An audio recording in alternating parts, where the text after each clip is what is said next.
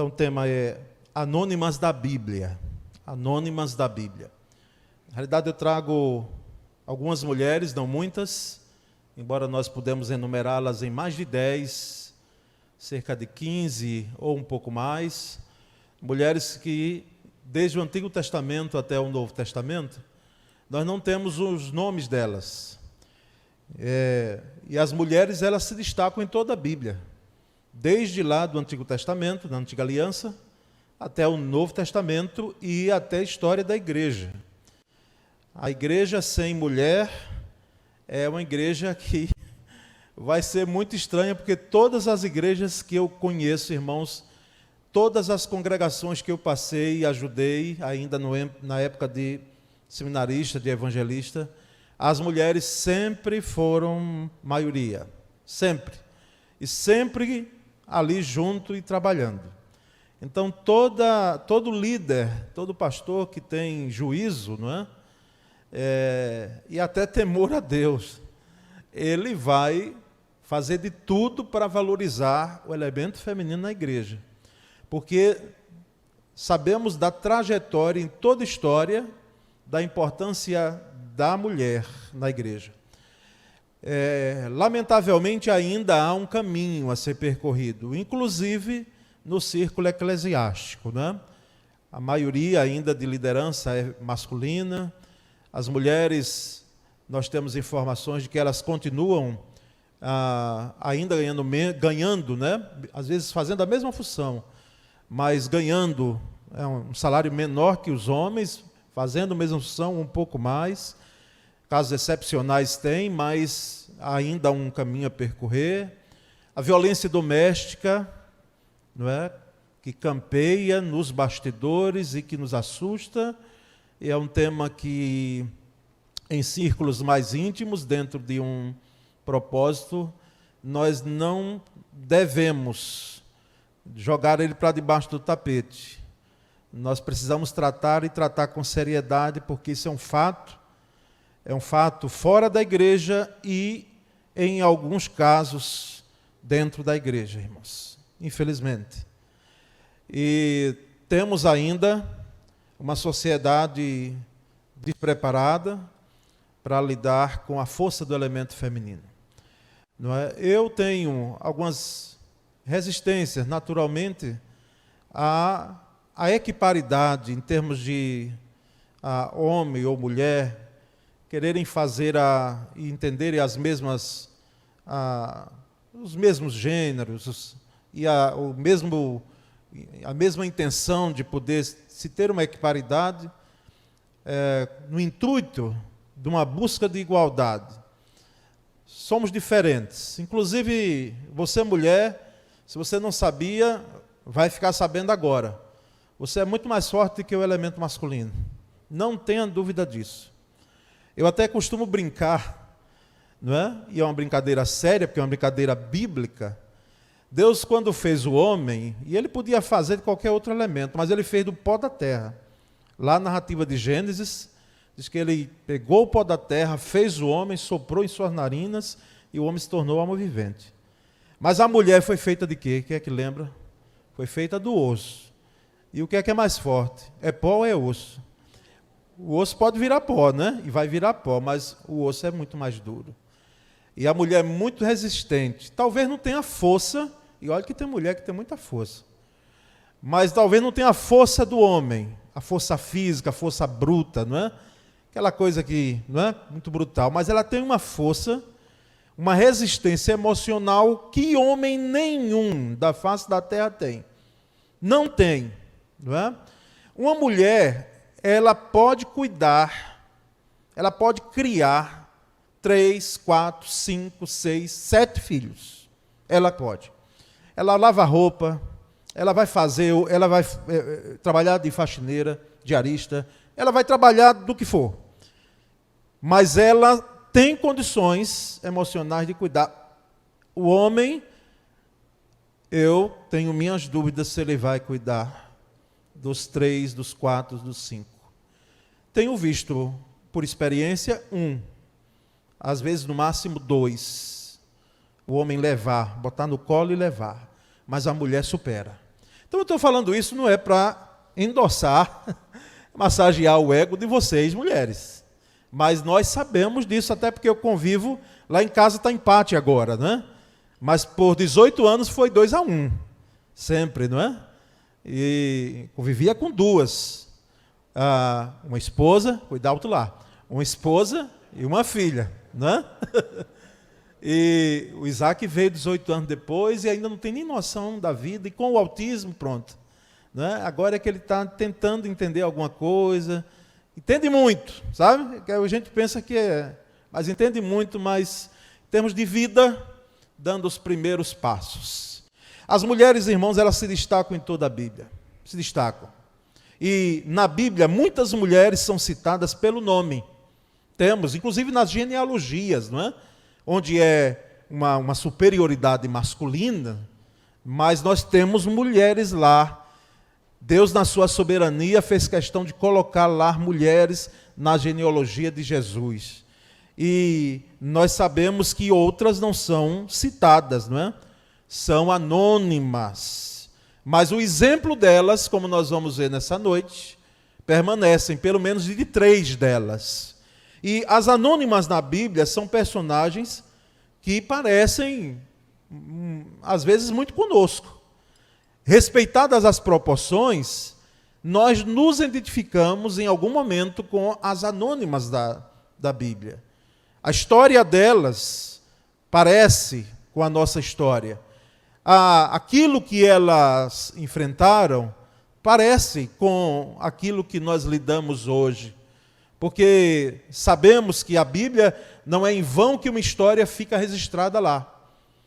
E nós vamos então, nessa noite, palmilhar, não é? Caminhar com 3 episódios que narram a presença de anônimas, de 3 mulheres anônimas, mas que o exemplo delas, a história de vida delas, o que ocorreu com elas, vai ficar assim muito claro para nós em termos de palavra bíblica nessa noite. E a primeira delas é a mulher encurvada, não é? A mulher encurvada. Essa mulher, ela não tem nome, mas ela, penso até que na época, e foi no tempo de Cristo, né, as pessoas olhavam para ela e botavam os rótulos, como até hoje a sociedade rotula, não é? Olha, vai ali aquela mulher encurvada. Era o sobrenome dela era encurvada, porque de fato ela estava assim. E o texto de Lucas, capítulo 13, versículos de 11 a 13, eu vou pedir que você acompanhe a leitura, eu fazendo aí na tela, e diz que chegou ali uma mulher possuída de um espírito de enfermidade, ali era na sinagoga, Jesus estava na sinagoga, vamos dizer, no templo daquela época, era um local de ensino. Chegou ali uma mulher possuída de um espírito de enfermidade, não é um espírito, uma doença, que essa mulher era doente. Ela tinha aqui os escritores, e Lucas, como médico, não é? Ele aqui usa essa expressão, porque ele já pegou dos outros evangelistas, ele pegou de Marcos, que foi o primeiro, ele pegou de Mateus, não é? Então, esse espírito de enfermidade, que havia já 18 anos. É um bom tempo, irmãos. 18 anos, essa mulher encurvada. Ela andava encurvada sem poder se endireitar de modo nenhum. Não é? Uma mulher que tinha as suas limitações no fazer, no andar, no agir, por causa dessa situação de estar encurvada. Quando nós vamos procurar saber e ler o que os estudiosos, os biblicistas, comentaristas bíblicos, falam sobre essa mulher, por que ela ficou encurvada? Não é? O texto diz aqui de um espírito de enfermidade. Irmãos, então há 2 vertentes, está certo? Que você pode caminhar por aqui e eu vou dizer o que é que eu creio, o que é que eu penso. Há comentaristas que dizem que a mulher, ela fazia todo o serviço de casa da época, irmãos. Nós não tínhamos nessa época, eles não tinham a água encanada que a gente abre na torneira e não tem a dimensão do que era no passado, não é? Essa mulher, ela tinha que ir até a fonte, ela tinha que trazer baldes pesados. Essa mulher, ela tinha então toda uma carga de serviço, de cuidar da casa, se fosse casada, de cuidar dos filhos e cuidar do esposo, e todo o serviço braçal em casa era da mulher. Então, alguns comentaristas bíblicos dizem que essa mulher, ela, devido a essa carga de trabalho, ela começou a se encurvar.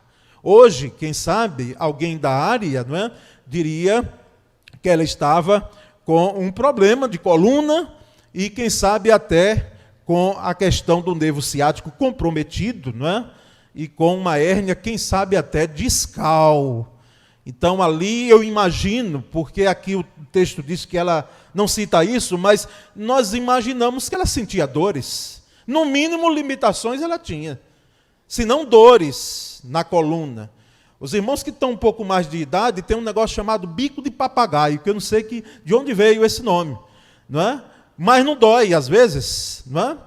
Eu penso que dói, eu não estou ainda não e nem quero ter, mas imagino que dói, porque tudo quanto de coluna, o Criador parece que botou uma na gente para não ser mexida, e quando mexe, é uma coisa séria. Então, irmãos, essa mulher, é possível que ela estava ali como resultado de uma carga doméstica. E se fosse hoje, tem mulheres que têm uma carga dobrada, não é? Duplicada. Porque ela tem o trabalho, o emprego dela, e eu já vi gente criticando, a mulher não deveria trabalhar, deveria só ficar em casa. Sim, mas o trabalho, em condições normais, e que tenha a habilidade de poder ela conciliar, é importante e até necessário nos tempos de hoje.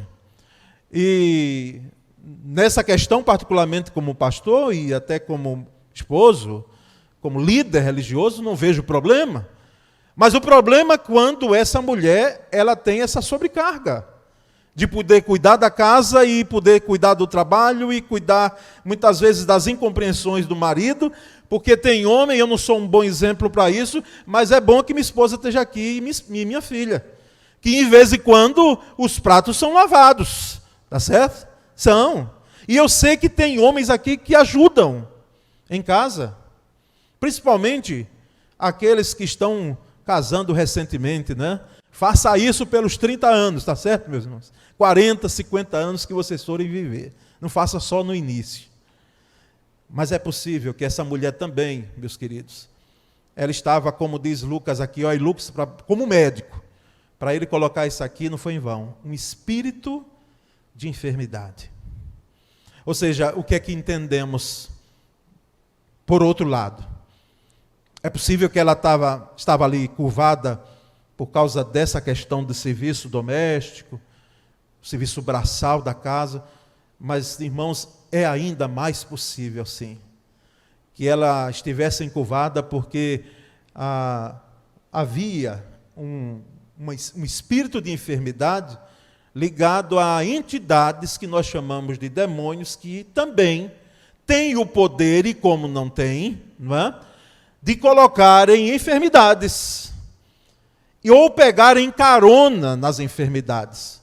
Ou é estranho para os irmãos entenderem que aquele menino era epilético quando Jesus estava no monte com os seus 3 discípulos, e o pai daquele menino, ele ficou aflito, e quando Jesus desce, ele disse: Senhor, se tu podes, faze alguma coisa, porque os teus discípulos não puderam fazer, porque ele é jogado na água, no fogo, e é assim desde criança.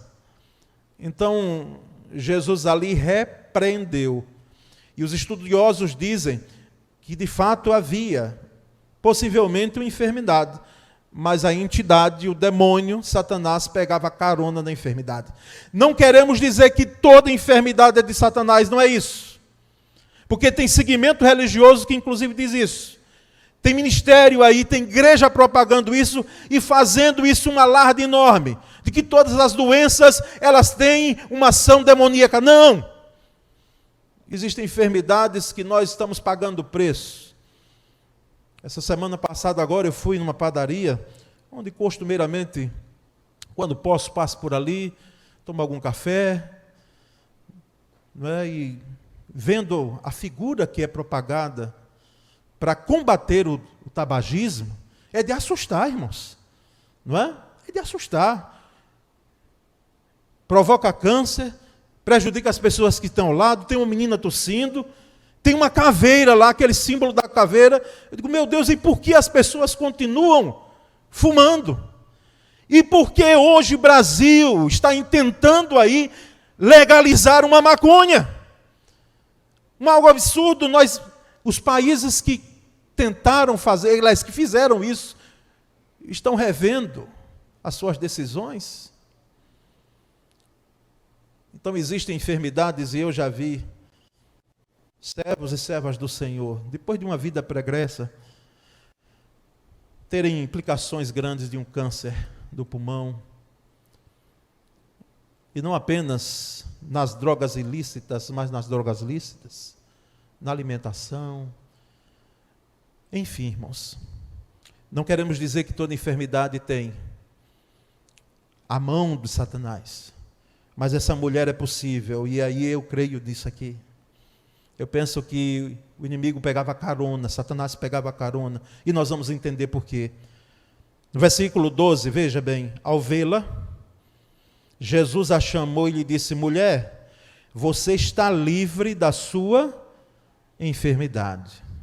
Você está livre da sua enfermidade. Jesus curou aquela mulher.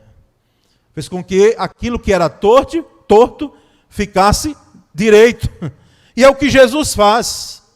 Ele pega uma vida torta, e agora não é nem na enfermidade, na coluna, na postura, mas é na vida por dentro. Ele pega uma vida torta por dentro e ele transforma essa vida e coloca retidão nela, pela graça e misericórdia dele. E no versículo 13 diz, e impondo-lhe as mãos. Nós falamos hoje pela manhã sobre mãos, né? Impondo-lhe as mãos, ela imediatamente se endireitou e dava glória a Deus. Em outros evangelhos, nós vamos ver que ele repreendeu. Então, entendemos, irmãos, que essa mulher, ela aqui é restaurada na sua vida, da sua doença, da sua enfermidade. E, naturalmente, aquele que é restaurado e que tem um coração grato, não é? Ele vai dar glória a Deus. Ele vai glorificar ao Senhor, como aqueles que encontraram ou que foram encontrados por Cristo, e diante daquilo que Cristo fez em suas vidas, que vai além de uma cura, vai da cura da alma, da mudança de vida da pessoa. A pessoa, aquele que é restaurado, dá glória a Deus como essa mulher fez. Mas há, irmãos, uma segunda, né, mulher aqui anônima, que é a sogra de Pedro. O pastor Cláudio estava falando aqui da sogra, e a sogra de Pedro, eu lembro que preguei um tempo aí, acho que foi ano passado, exclusivamente sobre a sogra de Pedro, no aspecto de servir. E em Lucas 4, 38 e 39, diz o texto que, deixando Jesus a sinagoga, ele foi para a casa de Simão Pedro, discípulo dele. Pedro tinha casa, viu? Porque há quem pense que os discípulos e o próprio Jesus, eles eram assim um tipo de andarilho que não tinha lugar onde ficar. Tinha sim. Jesus mesmo tinha uma casa em Cafarnaum, que era o quartel-general, vamos dizer assim, dele. Ele rodava, ia muitas vezes para longe dos arredores de Jerusalém, mas quando ele voltava, note bem, ele sempre passava em Cafarnaum, porque era o local onde ele possivelmente tinha uma casa, porque há um texto no Evangelho que diz que, e Jesus entrando em casa. Então, possivelmente, ele tinha uma casa assim como os discípulos tinham. E a sogra de Simão, diz o versículo 38, estava o quê? Doente. Mais uma doente. E a doença aqui, eu gostaria que você entendesse que eu não estou falando apenas de doença para nós aqui, doença física, mas a doença de todas as áreas, indo além dessa questão física. A sogra de Simão estava doente e com febre muito alta. A febre alta, irmãos, e num período que aqui seria o período de dia, porque Jesus ele sai da sinagoga, ali possivelmente pelo horário do almoço, e essa mulher estava queimando em febre. E Jesus com seus discípulos, chegou uma comitiva ali, imagina, um grupo ali de mais de 12 pessoas para almoçar na casa de Pedro. E a sogra de Pedro, que era a comandante ali da cozinha, eu imagino essa mulher dando ordens às criadas, aos criados, às pessoas que estavam ali, quem sabe as mulheres também que seguiam Jesus e ajudavam Jesus em seu ministério com as suas posses. Essa mulher dando ordem, é ligeiro, ligeiro, mas depois essa mulher está doente. Ela está com febre altíssima e não sabemos por quanto tempo, mas é possível que essa febre tenha se instaurado em pouco tempo ali. E pediram então a Jesus em favor dela. E como eu pregando na vez anterior, penso que foi o Pedro, que chegou para Jesus e disse: mestre, a sogra aí está doente. De vez em quando, quem sabe, ela pode me dar uma dor de cabeça, não é? Queima o meu juízo, mas ela é minha sogra. Eu intercedo por ela, Senhor. E pediram por ela. E não foi só o Pedro, foi mais, porque se está no plural aqui, não é? O verbo no sentido mais amplo, né? Pediram a Jesus em favor dela. Então não foi só Pedro. E o versículo 39 diz que inclinando-se para ela, para aquela mulher, aquela mulher estava acamada. A febre era tão alta que ela não tinha condição de sair da cama. Ela estava totalmente debilitada. E Jesus repreendeu a febre. Jesus repreendeu a febre. Existem, irmãos, situações na nossa vida. Olha, nós somos batistas, mas nós não ignoramos os ardis do diabo. Somos ingênuos, não. De uma hora para outra, está tudo bem. Quer ver uma situação? Você vem para a igreja ou vai para algum trabalho evangelístico, alguma ação da igreja. Tá, meu irmão, tudo bem. Ou com você, ou com alguém que está morando com você, ou um filho, ou a esposa. Alguém ali acontece de um momento para o outro, uma enfermidade, um momento ali. E é algo estranho. E nós precisamos ter o discernimento, o dom que todo crente deveria ter, para que a gente não maximizasse as coisas, nem minimizasse demais. Porque tem gente também que vê diabo em tudo. E tem gente que não vê diabo em nada. O inimigo está se andando, olhando para ele, rindo, sorrindo, se apresentando. E ele está dizendo: não, isso aí vai tomar alguma medicação. Não, é para repreender. Quando nós tivermos o discernimento que não provém de algo natural. E nós percebemos então aqui que Jesus repreendeu a febre, e esta a deixou, até porque ele é Senhor e ordena. O que é uma febre para ele? E a febre a deixou e imediatamente, diz o texto, que ela se levantou e passou a servi-los. Com a primeira mulher, a mulher encurvada que deixa de ser encurvada, nós aprendemos que Jesus tem um poder de restaurar uma vida. Ele endireita o que está torto. Ele restaura uma vida. E com essa mulher nós aprendemos que muitas vezes as situações, seja elas de enfermidades, ou o que acontece conosco, querem nos impedir de servir a Cristo, de servir a Jesus. Jesus estava ali para ser servido. E essa mulher ela está impedida ali, deitada, mas a saúde dela é restaurada e imediatamente, eu admiro o texto, imediatamente ela se levantou e passou a servi-los.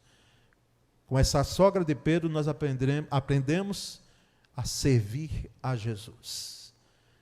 A servir a Jesus e intercedermos por aqueles que são nossos entes queridos, que precisam de libertação em aspectos de cura, mesmo de doenças, de enfermidades, ou cura espiritual. Doenças emocionais, muitas vezes, que têm campeado a vida de muita gente. E nós percebemos, então, essa lição dessa sogra de Pedro, que não sabemos o nome dela. Não é? Se fosse aqui no Brasil, possivelmente seria Maria. Não é? Se nascesse no interior, talvez fosse Maria ou Josefa, mas não sabemos. É a sogra de Pedro. mas que ela é restaurada na sua saúde e que ela nos dá uma lição de servir a Cristo. Terceiro e última mulher anônima é a mulher do fluxo de sangue. Essa muito conhecida, né? Episódio conhecidíssimo de Mateus.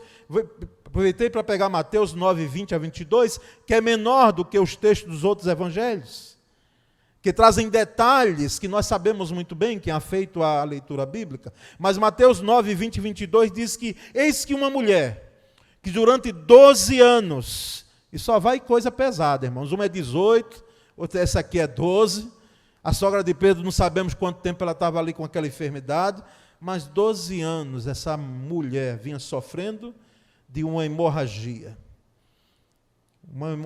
que não cessava. Um ciclo, aliás, não tinha ciclo menstrual, uma menstruação que não cessava nunca. Porque se é saúde, como eu via no interior quando fui evangelista, é saúde da mulher, né? As mulheres diziam assim, isso é saúde da mulher. Mas imagina o incômodo de você ter isso constantemente. Você ter diariamente. Essa mulher, se fosse casada, o marido possivelmente já tinha deixado. Será que ela queria gerar filhos? Como? Nessa situação? Ela tinha uma hemorragia que não cessava nunca. E um dia pregando, há anos atrás, um dos nossos médicos aqui, nossos irmãos em Cristo, não é? Disse, pastor, possivelmente hoje, essa mulher era uma candidata a um câncer, né? Porque algo que não cessava nunca. E ela foi por trás de Jesus, no versículo 20, diz, e tocou na borda da capa dele. Aquela mulher não tinha condição de estar ali. Porque aquela mulher, o que ela topasse, ela dizia que era impuro. Ela não tinha condição de estar naquele meio. Mas ela ouve falar que Jesus estava ali. E essa mulher, ela vai e ela toca na borda, na orla das vestes dele. E essa mulher também, ela é muito sábia. Porque o entendimento dela era o seguinte, eu não vou tocar em Jesus, porque senão os líderes, fariseus, esses hipócritas, não é? Eles vão dizer para Jesus ficar impuro e cumprir aquilo que a lei diz. Mas então eu vou tocar na borda da orla dele, porque então só assim a orla, ou a borda da orla, ficará impura. Mas essa mulher foi um pouco mais, irmãos. Ela não foi apenas sábia. Porque no versículo 21, veja o que é que diz, porque dizia consigo mesma, se eu apenas tocar na capa dele, nas orlas das vestes dele, de Jesus, eu ficarei curada. O que é isso, irmãos? Isso é fé. Uma mulher de fé, como o Alex cantou aqui. Isso é fé. Isso não é um pensamento positivo. Porque é engano de quem pensa que pensamento positivo... Olha, é melhor pensar positivamente do que negativamente, tá certo? Isso aí eu não tenho dúvida, sem você ser ingênuo. Mas fé não é pensamento positivo. Porque o pensamento positivo não resiste 12 anos com um problema desse. Um pensamento positivo não resiste uma doença. Um pensamento positivo não resiste um laudo de uma biópsia. O pensamento positivo não resiste um filho, onde se leva tudo de dentro da casa, porque ele tem que alimentar a droga que ele consome.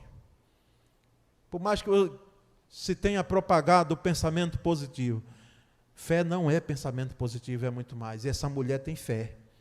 Ela disse, se eu tão somente tocar na orla dele, eu ficarei curada. Eu ficarei curada. E o versículo 22 diz que então Jesus, voltando-se e vendo-a, disse, coragem, filha, coragem. É claro que na narrativa de outros evangelhos, Jesus para, não é? E diz, quem me tocou? E aí Pedro, agoniado, diz, mestre, uma multidão aqui, o senhor está perguntando quem te tocou? Ele diz, não, peraí. Alguém me tocou porque de mim saiu poder. Saiu poder, alguém foi curado aqui.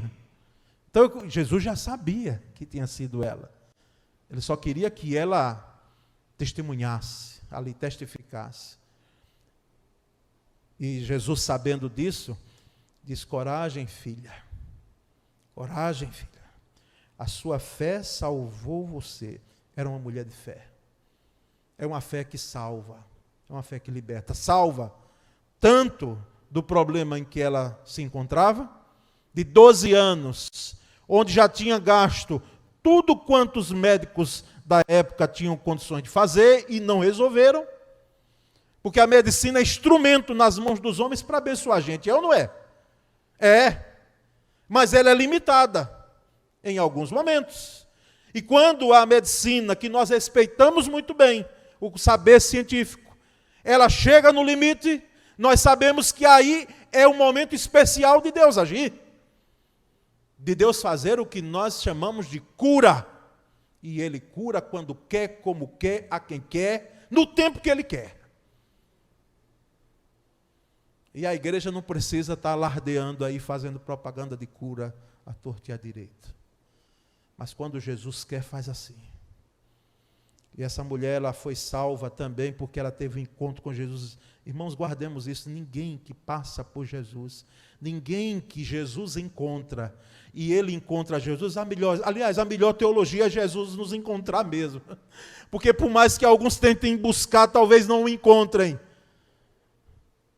Mas quando Jesus passa pela vida da gente, jamais nós somos os mesmos. E essa mulher foi salva porque ela encontrou o Redentor. E desde aquele instante a mulher ficou sã. Ela ficou curada. Nenhum problema mais. Nada de lavar na fonte, como The Chosen, né? Que os jovens aí estão vendo e alguns dos irmãos aqui têm visto. Eu só ouvia falar, depois comecei a assistir um pouco. Existe coisa boa ainda, né? E vale a pena a gente sentar e assistir. A visão daquela mulher lavando tantos panos, porque não se tinha absorventes na época, na fonte, e algo que durante 12 anos não tinha cura, houve cura, porque Jesus é quem cura, é Jesus quem restaura, é Jesus quem faz com que aquela que está doente, ela possa se levantar e servir. Minhas queridas irmãs, embora estamos aqui com a presença dos homens, mas eu quero incentivá-las como pastor nessa noite a vocês continuarem dependendo, crendo do poder de Cristo Jesus em suas vidas. Creiam. Nós trouxemos episódios de cura física, mas em áreas da nossa vida, que cada uma que sabe o que tem passado, nós sabemos que não tem sido fácil. Não tem sido fácil em alguns momentos. Às vezes vem uma situação que é maior do que a gente. Às vezes a gente está tão bem, mas de uma hora para outra parece que nos tira o chão. Uma situação que nos tira o chão. E aí é justamente nesses momentos que nós precisamos lembrar que Jesus é o nosso Senhor. É Ele quem tem o poder de nos auxiliar no momento mais difícil que nós passamos. Como essas mulheres aqui. Que Deus fortaleça o seu coração. Não abra mão, não tenha... Porque é tido que as mulheres são muito insistentes no que querem, né? E parece que é assim mesmo. Quando vocês botam um negócio na cabeça, aí só Jesus mesmo para tirar. Tem jeito. É muito mais que teimosia, é uma insistência forte. Não é? Por isso que são fortes.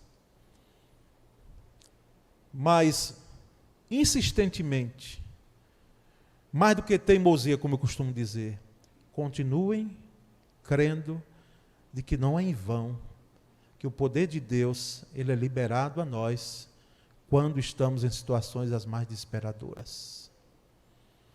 É o que eu estava pregando quinta-feira passada. Eu lembro estava em Sol Nascente na época, no início de tudo, né? Pregando sobre fé, bem empolgado, aquela coisa, sabe? Mas assim, pregando a palavra, não era assim. E pregando, e louvando a Deus, eu digo, Senhor, empolgado, e chegava, dava até uns pulinhos assim. Aí, passaram uns dias, veio prova. E eu estava compartilhando com uma irmã, querida nossa. E aí dizendo, olha, a coisa está difícil, irmão, nesse ponto e tal. Ela disse, pronto, pastor, é o momento do senhor colocar em prática o que o senhor estava pregando naquele domingo.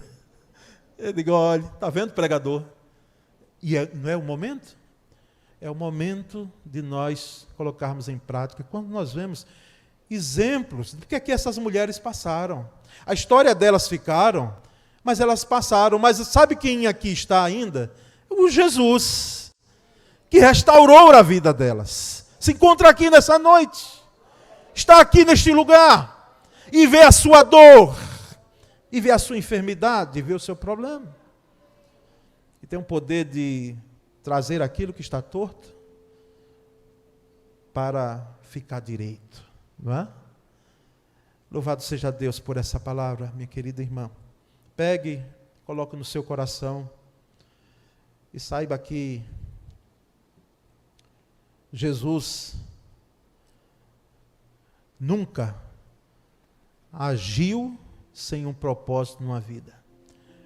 Essas 3 mulheres foram servas do Senhor e serviram ao Senhor durante as suas vidas. Eu gostaria, nesse momento, que todas as mulheres ficassem em pé nesse momento. Fiquem em pé, minhas irmãs, minhas queridas, essa noite. Olha aí, vocês são maioria, e vocês, na realidade, quero dizer um negócio que é muito interessante. Se entrou o pecado no mundo, não foi só por Eva. Adão embarcou direitinho. E Adão é que tinha a responsabilidade dele dizer, está perto da mulher. E a gente pergunta, onde é que ele estava, hein? Sabe que estava distante de Eva? Há quem diga que ele não estava tão distante, não. Porque o texto diz que ela, pegando o fruto, ela deu ao marido, o marido comeu. Ele estava por ali.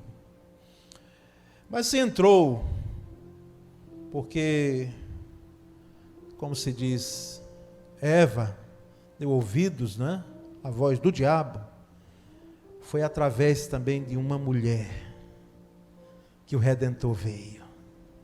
Foi através de uma mulher, do ventre de Maria, que Jesus veio. Jesus não tinha o DNA de José, mas ele tinha o DNA de Maria. Plenamente homem, plenamente Deus. E no dia da ressurreição, agora está se aproximando Semana Santa, no raiar do domingo, as mulheres, aliás, um pouquinho antes, na cruz, os discípulos estavam distantes, João ali perto, Tomé distante olhando, mas as mulheres estavam ali no pé da cruz, não arredaram o pé. E no ano foi no domingo do raiar do domingo, domingo da ressurreição. Aquilo que é a tradução judaica, porque isso não está na Bíblia não, viu? Isso foi o judeu que criou a tradução e inventou. Que disse que aquilo que a mulher falava era uma informação que era inverídica. Não era dado crédito à voz da mulher. Aí Jesus, valorizando a mulher como ele sempre fez, porque o evangelho é isso, faz com que, através de uma mulher chamada Maria Madalena, a mensagem chegasse aos discípulos. E o anjo, aquele ser celestial, diz, vai e diga aos seus discípulos que ele ressuscitou. E ele está esperando vocês na Galileia, através de uma mulher. Então, veio redenção, através do elemento feminino. E nós queremos orar por vocês, nessa noite. realidade não é outro sentido, senão que Deus continue fazendo de vocês fortes, como vocês são. Então vamos orar nesse sentido. Senhor Deus, muito obrigado, muito grato pela a existência, Senhor, das mulheres. O Senhor já tinha visto que não ia dar certo nunca Adão viver sozinho. E o homem sozinho, como eu costumo dizer, é uma tragédia. É uma tragédia. Imagina, Senhor, a tragédia de um mundo só de homens. Misericórdia. Estaria comprometida todo aquilo que nós entendemos como cumprimento do teu propósito. Mas como o Senhor é Deus soberano e sabe todas as coisas, faz com que, Senhor, os teus propósitos se cumpram cabalmente. Nós oramos agora, Senhor, por essa mulher que está em pé. Ó Deus, continua fortalecendo essa nossa irmã, esse visitante, essa visitante que está conosco, dando, ó Deus, graça para que possa ter fé restaurada e servir ao Senhor. Como nós aprendemos com essas 3 mulheres nesses 3 episódios bíblicos. E abençoa-as fortalecendo o Senhor. Que haja respeito de nós enquanto maridos, de filhos, para o elemento feminino, que precisa de todo respeito e de toda dignidade.